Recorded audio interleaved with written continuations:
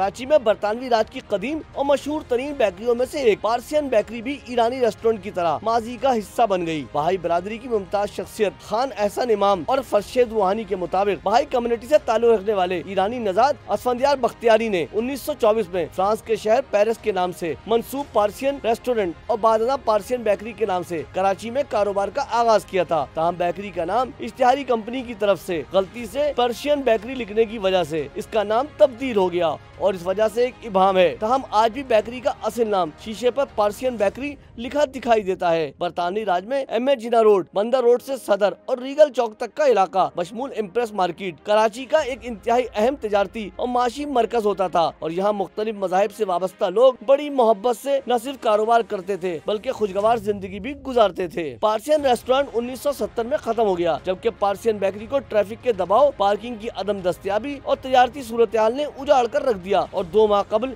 ये बेकरी भी बंद हो गई। पार्सियन या पार्सियन बेकरी अपनी लजीज सौगातों की वजह से मुल्क और बैरून मुल्क शोहरत रखती थी। कदीम पार्सियन बेकरी की खूबी ये थी कि यहाँ एक दिन की भी बासी कोई खाने की चीज फरोख्त नहीं की जाती थी। 1960 और 70 की दिहाई में बेकरी मटन सब्जियों की पेस्ट्री, खारे नमकीन बिस्किट, नान खताई, मखनी बिस्किट, पापे और शीरमाल के लिए काफी शोहरत रखती थी और मुल्क की नामवर शख्सियत यहाँ के जायकों की दिलदादा थीं।